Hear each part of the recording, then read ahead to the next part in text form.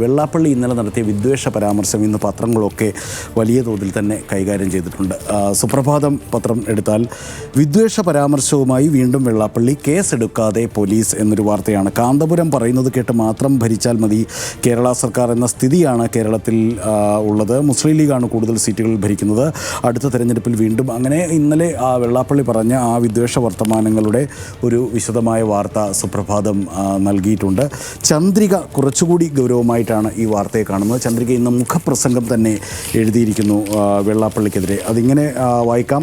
എടുക്കാച്ചരക്കുകളുടെ ഗിരിപ്രഭാഷണം. വാർത്താ പ്രാധാന്യമൊന്നും കിട്ടാതാകുമ്പോൾ ഇടയ്ക്കിടെ ഉറക്കത്തിൽ നിന്നും എഴുന്നേറ്റ് വിഷം ചീറ്റുന്ന ചിലരുണ്ട്. അക്കൂട്ടത്തിൽ ഒരാളാണ് മഹാമനീഷിയായ ശ്രീനാരായണ ഗുരുവിൻ്റെ പേരിൽ മദ്യക്കച്ചവടവും മൈക്രോ ഫിനാൻസ് എന്ന ഓമനപ്പേരിലുള്ള ബ്ലേഡ് ബാങ്കുമൊക്കെ നടത്തുന്ന കേരള തൊഗാഡിയാവാൻ ഓവർ പണിയെടുക്കുന്ന അങ്ങനെ വളരെ രൂക്ഷമായ ഭാഷയിൽ അതികഠിനമായ നിശിത വിമർശനങ്ങളോടുകൂടി മകനെ മുണ്ടെടുക്കാത്ത മോദി, വെള്ളാപ്പള്ളിക്ക് മുണ്ടെടുത്ത മോദി, അങ്ങനെയൊക്കെ പറഞ്ഞുകൊണ്ട് ചന്ദ്രിക അതിരൂക്ഷമായി വിമർശിക്കുന്നുണ്ട് ഈ ഒരു വെള്ളാപ്പള്ളിയുടെ പരാമർശത്തെ. പക്ഷേ അതേസമയം തന്നെ ജന്മഭൂമി എടുത്താൽ സ്വാഭാവികമായും ഓപ്പോസിറ്റ് ഇൻട്രസ്റ്റുകളുള്ള പത്രമാണല്ലോ.